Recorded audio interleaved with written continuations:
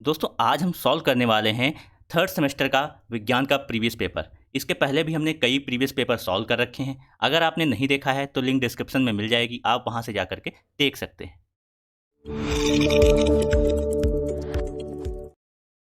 Welcome to वाह गुरुजी। दोस्तों चलिए चलते हैं अपने पहले क्वेश्चन की ओर। पहला क्वेश्चन है, हरित लवक पाया जाता है जंतु कोशिका में, कवक में, विषाणु में, वनस्पति कोशिका में। तो ये होता है वनस्पति कोशिका में। टेलीफोन का आविष्कार किसने किया था? तो टेलीफोन का आविष्कार ग्राहम बेल ने किया था। थर्ड क्वेश्चन है, कार्बन का क्रिस्टलीय रूप है। कार्बन का क्रिस्टलीय रूप कौन सा होता है? हीरा होता है। इसके अलावा कौन सा होता है? एक ग्रेफाइट जो होता है वो भी क्रिस्टलीय रूप होता है। ये सभी जो है कार्बन के अपर रूप होते हैं। ये तीनों जो हैं ये आपके अक्रिस्टलीय में आते हैं। काजल, चारकोल और कोयला। हीरा, ग्रेफाइट क्रिस्टलीय रूप होता है। चौथा क्वेश्चन है, द्रव के गैस में बदलने की क्रिया को कहते हैं। द्रव से जब गैस में बदला जाता है तो यह क्रिया कहलाती है वाष्पीकरण, और इसका जब उल्टा होता है गैस से द्रव में, वह क्रिया होती है संघनन। अब बात कर लेते हैं गलनांक की। गलनांक जो होता है वह तापमान होता है जिस पर कोई ठोस द्रव में परिवर्तित हो जाता है। जैसे बर्फ है वह पानी में परिवर्तित हो जाती है, वह तापमान जो है उसका गलनांक होता है। हिमांक जस्ट इसका उल्टा होता है। हिमांक में क्या होता है? यह वह तापमान होता है जिसमें कोई द्रव जो है वो किस में परिवर्तित हो जाता है? ठोस में। अर्थात जैसे पानी है वह बर्फ बन जाए, वह पॉइंट इसका हिमांक होता है। हिम आंक, बर्फ, हिम मतलब होता है बर्फ, अंक बर्फ का अंक। आप गेस कर सकते हैं कि हिमांक और गलनांक में अंतर, कंफ्यूजन नहीं होगा।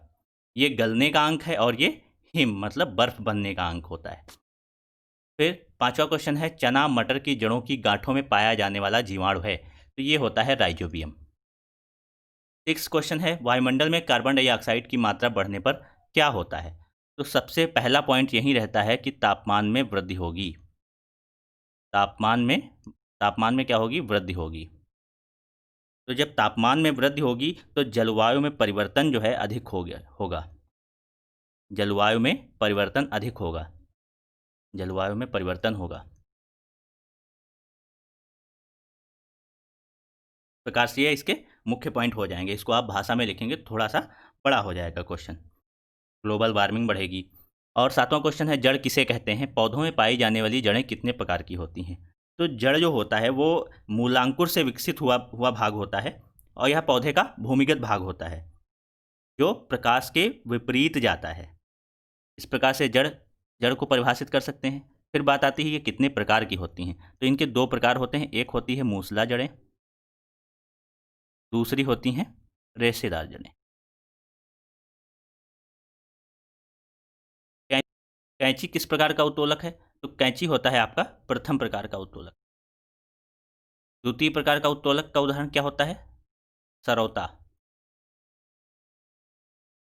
और तृतीय प्रकार का बात करें हम तो होता है रोटी बनाने वाला चिमटा जो होता है, जिससे रोटी पकड़ते हैं, वो तृतीय प्रकार का होता है।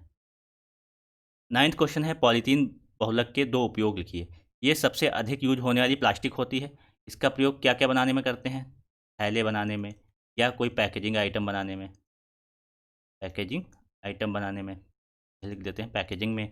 या क्या कर सकते हैं, इससे बोतल भी बनाते हैं। तो ये सब इसके उपयोग होते हैं। 10वां क्वेश्चन है, दूर दृष्टि दोष दूर करने के लिए चश्मे में कौन सा लेंस प्रयोग करते हैं? तो दूर दृष्टि में हम करते हैं उचित दूरी का उत्तल लेंस,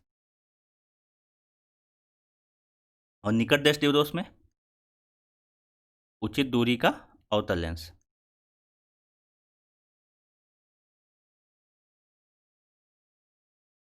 11वां क्वेश्चन है, कौन सा जंतु मरुस्थलीय वातावरण के लिए अधिक उपयुक्त है और क्यों?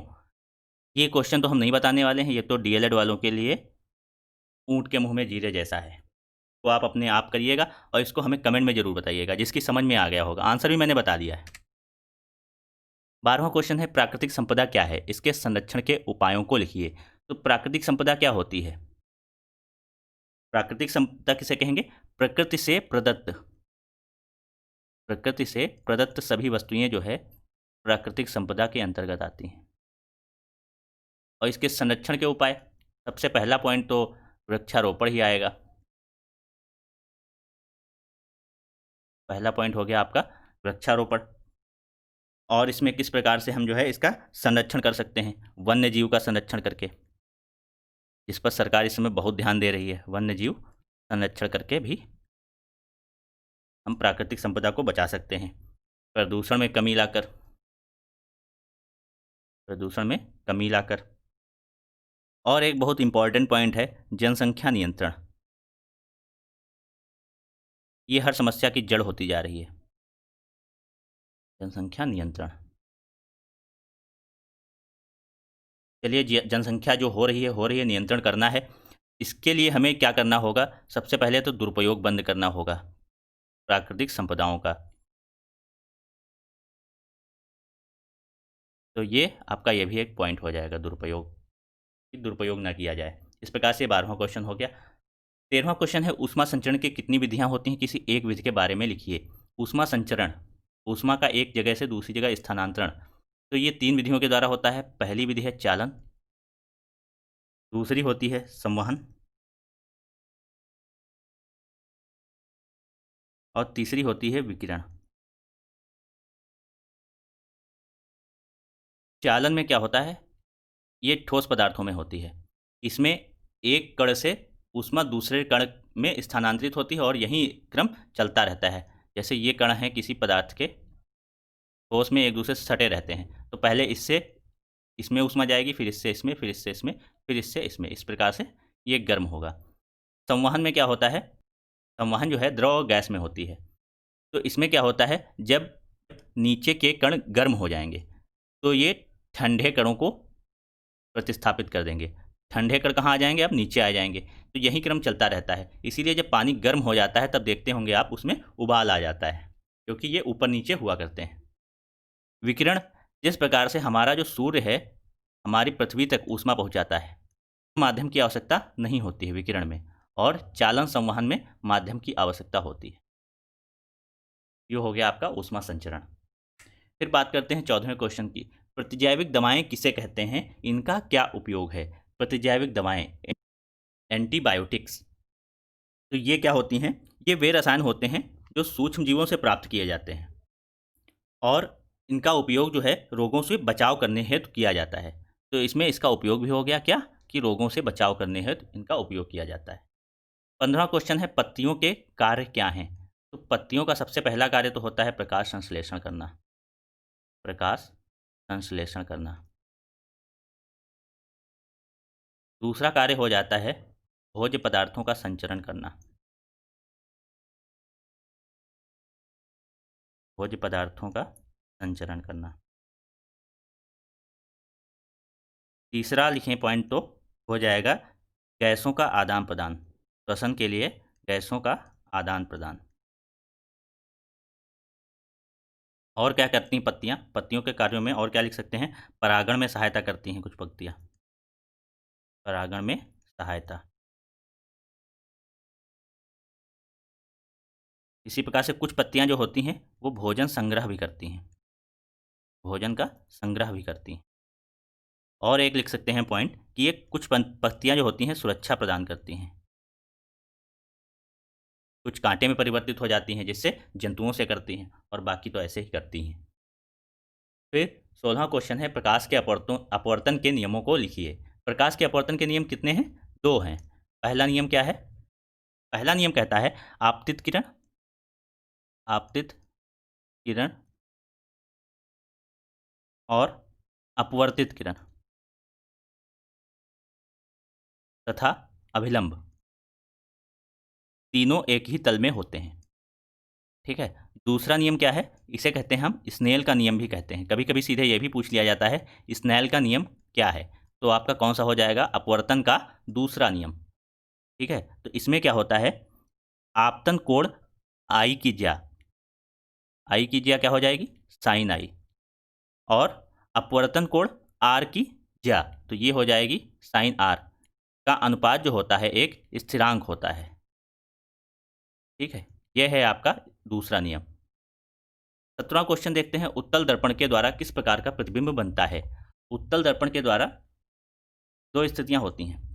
पहली स्थिति होगी आपकी जब वस्तु अनंत दूरी पर हो, जब वस्तु अनंत दूरी पर हो तब कैसा प्रतिबिंब बनेगा? अत्यधिक छोटा, अत्यधिक छोटा, आभासी और सीधा बनेगा। दूसरी स्थिति क्या होती है? कहीं भी हो, अन्य किसी स्थान, अन्य किसी स्थान पर क्या होगा? ये वस्तु से छोटा बनेगा, वस्तु से छोटा होगा और आभासी भी होगा, सीधा भी होगा। ये हो जाएगा आपका उत्तल दर्पण के द्वारा प्रतिबिंब बनना। इसमें आप अगर जो ग्राम दिखा सकें तो और अच्छा हो जाएगा आपके लिए। 18वां एवं अंतिम क्वेश्चन है, सूक्ष्म जीवों की उपयोगिता लिखिए। तो सूक्ष्म जीवों की उपयोगिता में क्या लिखेंगे? पहला पॉइंट लिख लीजिए आप, दही पनीर बनाने में, दही पनीर के लिए इसका उपयोग होता है। फिर खमीरीकृत के लिए, खमीरीकृत के लिए क्यों? हमें खमीर या ईस्ट की ज़रूरत होती है, खमीर या ईस्ट की ज़रूरत होती है। ठीक है, और क्या पॉइंट लिख सकते हैं? दूषित जल के लिए, और ऊर्जा उत्पादन में, ऊर्जा उत्पादन में किस लिए? किण्वन में, किण्वन के लिए। 5वां पॉइंट लिख सकते हैं बायोगैस के लिए। तो ये कुछ जो है इनके उपयोग हो जाएंगे। तो इस प्रकार से दोस्तों हमने ये पेपर सॉल्व कर लिया है। अगर आपको वीडियो पसंद आ रही हो तो इसको लाइक कीजिए, शेयर कीजिए और हमारे चैनल को सब्सक्राइब कीजिए। आपको इससे रिलेटेड शॉर्ट नोट्स जो है आपको टेलीग्राम चैनल पर मिल जाएंगे, लिंक डिस्क्रिप्शन में मिल जाएगी, आप वहाँ से उसको ज्वाइन कर सकते हैं। Thank you.